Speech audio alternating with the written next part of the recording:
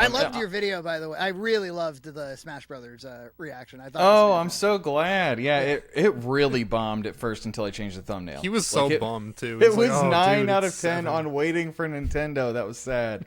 I mean, in But, truth, I don't know if I can understand why you uploaded it to Waiting for Nintendo. Yeah. My advice would be that's an HBR Shredder video. That's what I told him too. I'm like, you should put this on your channel. I don't know. I what you're just doing. the only thing I can say is I just didn't I had wanted to make that video for over a year. I just didn't want to put it. I thought maybe a member video cuz I just for whatever reason I just didn't want it on my channel. And then I was like, "Wait a second. I can just put it up on Waiting for Nintendo." Well, I think it's this. I think the level of the production value, the personality that shines through, and the fact that it's a bit produced without being full on produced. I think it's the sweet spot of what could keep the ball in the air of the HPR Shredder channel. You're exactly right because that's what's going to happen. This is kind of practice. Mm-hmm. This and the 7 levels video have been kind of like, let's see what I can do in a quick turnaround time and kind of cutting myself off from going crazy. Yeah. So that's more what you can expect for like the modern games in the future. You probably missed it, but I had that 2-hour video that dropped last week. It was a members only video right after yours ended. Oh fuck. Well, yeah. Yeah. Okay. I'll have to. Well, I'll just. I mean, it's You like don't 3 have bucks. to. I'll figure out another way because that's unfair. Check it out. I can upload it on Odyssey or something. I subbed to Scotty Dunn as well, and my wife like mainlined his. So I don't know what he's doing with members videos. First of all, he has a humongous backlog, and a lot of it is like lifestyle type videos. Yeah. About his life and moving around and his family and little things like that. And they're like they have pretty good marketing hooks. Mm-hmm. They're pretty good videos. I just don't know who they're for, but they're good videos. I liked the podcast too. I checked it out after your video, and I left a few comments on a few of them, just because they're like well done. I thought it was funny too. Like, at one point, his wife was getting a little angry about something, like to do with the world, not with him or anything. But he was like, "All right, let's calm down." I just thought that was funny. He's like calming her down on their husband-wife podcast. Yeah, He's not like I'm like, you could just cut it, right? These are edited, so like you could, you know. I think he took 95% of all videos he's ever made and turned them into members only videos. Oh my god, really? Okay, I've seen one of my channel friends did this, and I thought it was a bad idea. This whole time. We have been. Oh, we have. Oh, good. Yeah. Good. One of my channel friends did that. They pivoted the direction of their channel and then made all old videos members only. Some of them I had helped with too. Like I had voiced some parts in it. And I was like, damn, I can't watch these anymore. Maybe he had some thought about it. I gave him again. Who the fuck am I to give advice? Jason Graves would be better suited to give people advice on how to grow their channels. But I love listening to Jason Graves' advice. Much better advice. Yeah, he does tend to cut straight to it, doesn't he? Oh yeah. But I was saying to Scott, it might be a good idea to have some kind of like his own mid video ad about what the channel is, like a little brief 30-second interruption to be like, here's what it is, because I think what happens with a channel like that where he's just doing spotlit interests. Mm-hmm. Like, oh, I'm kind of interested in this Goosebumps episode. Oh, I'm kind of interested in Labubu's, you know, and it's not a podcast format necessarily. It's like these kind of more produced videos. Is probably every once in a while one of them hits the algorithm, one of them blows up, but it doesn't necessarily entice somebody to subscribe for more because they don't know what more is. And so, you know, adding something that's like more is this, you know, it's more personality driven. If you enjoyed spending time with me, here's the sorts of things that interest me. If you want to sync up with that. Yeah. Did you realize that you're competing against, somebody put this in a video recently. I was like, oh, that's really smart. You're competing against somebody else's, like their YouTube routine. Mm-hmm. So if they have 10 creators that they always watch, they need to stop watching those creators for a minute to watch your video. Yeah. And then it's an even bigger hurdle to be like, oh, I guess I'll subscribe and you'll become part of my life. Yeah, there are routines. People have their stuff that they like to watch every day or every time one pops up. And then I also go through seasons with that. So like sometimes I'll watch Yu-Gi-Oh content, for example, but it's a season. Like maybe for a few months, or for a few months I'll watch Pokemon content. And then I'll still stay subbed to all those guys, but then I'll drop off for a little bit. Like there's a lot of examples. There's one guy I can't unsubscribe from who I don't think I've watched a video of his in like years and years. But I've been subbed to him since like 2010. And I just can't do it. You feel like you have a little bit of like a pact with him. I do. Yeah. I rarely M. Cole 40 is his name. I pretty much never unsubscribe. Like Yeah, once- Jason never unsubs. and I hit it Piles quick of- too. That's why I have like 1,000 subscriptions. So That's insane. Oh man, that's bad. well, obviously I don't watch anywhere approaching like all the videos that appear. But Well, at that rate, it's almost more like upvoting than it is subscribing. It's almost Yeah. like Sure. telling the algorithm, I like content like this, right? yeah, exactly. Yeah. when I hit I the take my subs- subscriptions very seriously. Each one of them is a mini marriage. It takes. I look. I'm watching 30 videos of somebody before I'm like, I should probably. So Subscribe. I hit my subscribe. Oh, I'm the tab. same. Yeah. I'll stay unsubscribed for the longest time because they'll still feed them to me on the home tab, and then Not like necessary. eventually I'm I don't like, wanna forget okay, about 'em. all right, we're in. My fear is if I unsubscribe, they'll stop showing them to me, and then I'll forget about them. They'll just be gone. Well, I think that's a valid fear. You could That make has happened to me. playlists. I hit my subscriptions tab, and I see 6 people I'm subscribed to are live right now, and then of the next like 20 videos, only like 4 of them are really appealing to me. The live has made me If I'm being real. unsubscribe from a few. Like when Same. CGR did his 24-hour live stream. That was and awful. I was like, I can't. Yeah. I can't. I've gone years sidestepping people's streams and podcasts Yeah. because I'm subscribed just for like main channel content. Yeah. I'm like, oh, it's Friday night and you- they're doing whatever that is. Were you a part of the discussion? I don't remember when this was, like a month or 2 ago. Somebody asked, why don't more channels do the 24/7 stream? Why doesn't AVGN just do the 24/7 stream? And I tried explaining that it's really obnoxious and people don't like it. I wasn't a having part it. of that. Well, I know you weren't. I was asking Frankie. Oh, okay. Well, I wasn't mean, you sure. could do. No, I wasn't part of that, but it wouldn't be a terrible idea for James to create I think a it's channel bad called idea. AVGN 24/7 and then run it over there. He could do that. I think it's a bad idea. Well, like, I how would just it don't see hurt the point. if it was in its own? Yeah, if I it mean, was if in it's its its own own quarantine. thing, it wouldn't Honestly, hurt, but, like, Cinemassacre also- should probably just be split up into several channels. It's kind of a behemoth. Nah. There's so much stuff going. Especially he- back then, it should have been. Well, what split would up. happen is like the same thing that happened with Rex Viper is he would realize that each individual splinter isn't that popular. Like people aren't going to shift to that. If he made like a Frankenstein Analyze channel, like whatever the fuck he posted today, and it was just that stuff, nobody would jump ship for that. Nobody would watch that. Like on its own.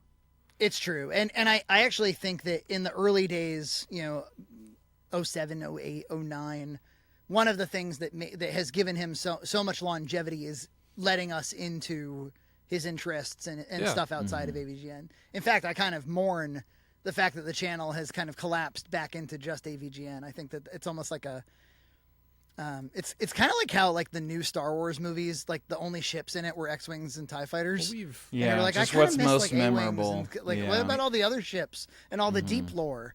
You don't need to just show me like the best candies. we've in the analyzed James to hell and back, and it's just like he doesn't have interests anymore, and that's what. Yeah. world. He grew a nice looking beard. Did he? I haven't seen the new video. Now he looks like a distinguished little guy.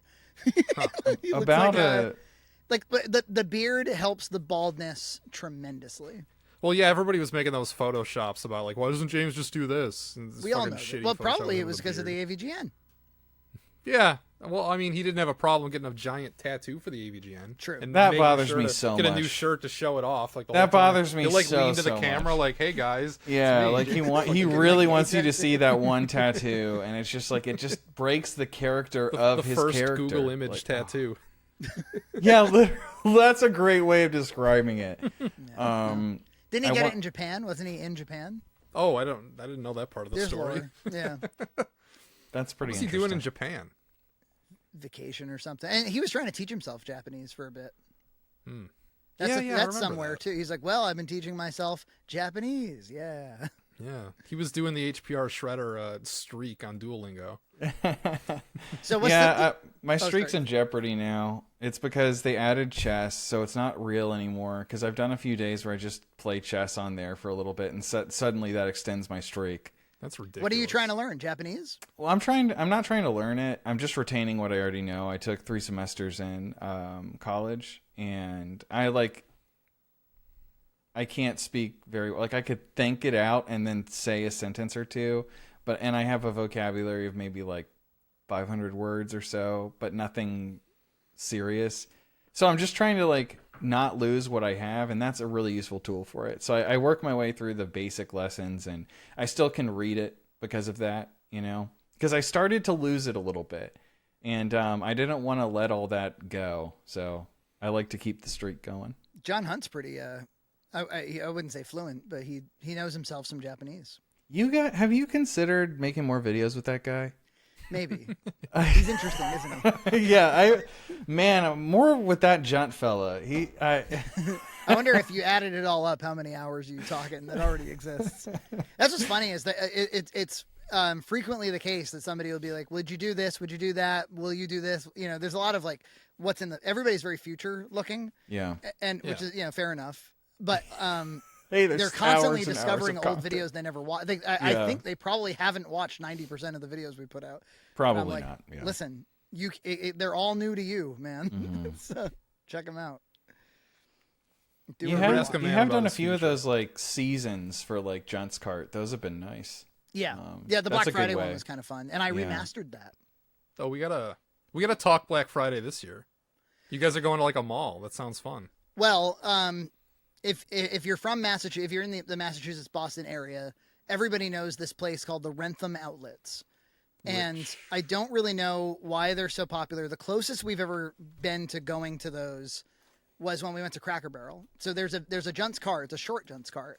But we trekked out. We don't have Cracker Barrels close nearby. Yeah, I know. That's a part that's nestled in Red Cow lore is a video where you're dumbfounded by Cracker Barrel, and then you equate it to some like local chain that nobody fucking Crate knows. and And you're like, everybody knows this place.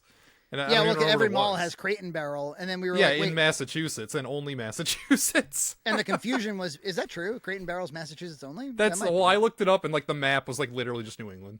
Interesting. It's like it doesn't exist anywhere else. Well, here was the intersection of confusion. There's a Crate and Barrel store. I don't know what they sell. Tchotchkes and bullshit, home goods, something like that. There's Cracker Barrel, the cheese that you can buy in supermarkets that is owned by the Kraft Corporation. And there's Cracker Barrel, the country store restaurant. Which is everywhere and ubiquitous, and everybody knows what that was, and you were confused by it, which was very funny. Yeah, it had us confused. But anyway, they have one at the Wrentham Outlet. And the Wrentham Outlets it's like a bunch of high-end I'm looking stores. at it. This looks like every outdoor shopping mall in Florida, honestly. I could drive 100 miles and go buy like 10 of them. For some reason, it's a big fucking deal out here. It's a big deal here. It's the only destination on Black Friday in the area where the traffic is wall to wall, bumper to bumper, like every year. I'm looking at it. It's in a weird spot because it's not like in or near a city. It's just kind of in the middle of a bunch of stuff. It's like right off the highway. It's probably like 20 to 30 minutes outside Boston, which is basically being right outside Boston. Hayden, have you ever been to Boston or Massachusetts? I've only been in New York City up there. That's really it. I'd love to. I've been to Washington D.C. and Maryland. That's closest I've been. Other than that. And did you grew up in the Florida area, or? Yeah, I grew up in Florida. Yep. Yeah, I've never liked it. We've been to Florida lots of times, and we've never liked it. That's an old Junt cut. Oh, okay. I don't have the clip to explain. Yeah. He is mystified by snow. Whenever there's snow in any capacity, he loves it. He eats that shit up. It's amazing. I eat it up. It snowed here for the first time in like, I think 30, 40 years. Wow. Didn't Atlanta have a big ice storm a few years back? Maybe. I think so. That didn't touch us. It was last year though that we got it. It was like a winter wonderland out here. I slipped on the ice too the next day. I wasn't used to it. I was just grabbing something out of my car. It's slippery. Yeah, it is actually. That's right. You got it's really slippery. Did your child must have thought it was awesome? Oh yeah, we walked him out there. Yeah, so that was awesome. I mean, he was just like 1 year old at that point, so he won't remember. But yeah, I remember the first time we had like baby Gloria. I'm talking baby Gloria. Like in our arms, and it was like one of those mad dashes from the car to the store because it's raining outside. It was like drizzling somewhat hard, and I remember like being like, oh, like the baby, can't get too wet or because she'll melt or something. And I remember she just started like laughing, like the minute like the water was on her, she was like ha ha ha, And it was one of those like very cheesy moments for me where I was like, oh my God, like life is a miracle. Yeah, it's so good. Yeah, that's the thing. Like you'll have those moments, and when you're in the trenches, I feel like raising a child, and then like there's so many like little relief points where you're just like, God damn, I love this life. Let me just keep on living. Yeah. She's not even pissed off about water on her head. She thinks it's fantastic. Yeah. She cherishes it. She'll learn to hate it like the rest of us, but every now and then I like it. I like that it keeps the sun in check. In Florida, it's kind of like it's nice sometimes, but too much. It's been of that. nice the last like month. It's been a good temperature, I'd say. Yeah. I lived out in California for like 6 months one time, and aside from the fact it was Los Angeles, and if you want to get 10 miles down the street, it's a 2-hour drive. Like that's the situation with the traffic. It's fucking intolerable. Really wide highways if you've ever been out that way, and impossible to, God help you if you need to get to an exit and you're not in the right lane. I mean, the whole thing was just so fucking. I've never been to California. I really want to go and see Yosemite very badly. Oh, that'd be awesome. I hiked Topanga Canyon the day before it burned down. Or it was like some area, like they had like some huge forest fire, and I'd been there the day before. It was like some massive, the sky is orange. Like you could have died maybe if you were in the wrong place at the wrong time. Like I had a ticket to 9/11 or something. But yeah. But anyway, it never rained out there, and then it did one time. And something that didn't occur to me being a New England guy was that the ground, the soil was not prepared for water. It's completely dehydrated, and so the water isn't absorbed by the soil. It just sits on top of it. Just like flash flood. Yeah, you end up with flash floods and mudslides, and that just and I remember like I was at work and they were like, here. "It's gonna start raining at 3:00. You got to get the fuck out of here." And I was like, "It's rain, motherfuckers. These California people are such pussies." Yeah. I kind of got it. Yeah. A, the flash floods are a problem, and B, and this one's big, the Californians don't know how to drive in water. They don't have a clue. I don't know how to drive on ice, so they've got me there. In New England, you learn that when you're 16 because you hydroplane or you have some, yeah. I've hydroplaned plenty of times on just water, but sort of the same idea. I bet it's at least a little similar. I know you've got different tires up there. You got it. Like I think in Florida you can get away with a 3-season tire. I think you have to get an all-season tire if you're up north. I do this terribly dangerous thing where, like, if I'm running late in the morning and the windshield's all frosted up, I'll take like the snow chipper and I'll just kind of like make just like an eye hole for myself. Yeah. That's standard practice. That's what you got to do. Yeah. And just kind of count on the fact that by the time I get to the busier traffic, it'll all defrost. Yeah. Well, once you're alone, or not alone, once you're among other cars, they trailblaze the path for you, so it's fine. Yeah, if you just keep you got to defrost that windshield, and there's no the snow. Or we'll do that. We'll leave the snow all on. This is a bullshit thing to do, but you leave the snow on top of the car and just let it fly. Sure. Oh yeah, you do that. I do that. You weren't in Florida your whole life, were you? You were in. Syracuse, I moved here when I was 21, so like I had some years where I was in New York and we got snow. Right. Most of his life was in New York. Yeah, Syracuse is the proud. We don't win it anymore, but we used to win it every year. Called the Golden Snowball. And that's where it snows the most. Yeah. we had that almost every year. Syracuse definitely, you'd get plenty of snow. Yeah, we get all the snow. We were proud of the snow. I went there for my sister's wedding in 2009. Why the hell was it there? Because her husband's family was from Rochester. Oh, so okay, all right. And so there was like a Syracuse wedding of some kind. Do you happen to know where around the area, or is that too? All I know, and it was because it was a long time ago. I could ask her. Nah, it's not that important.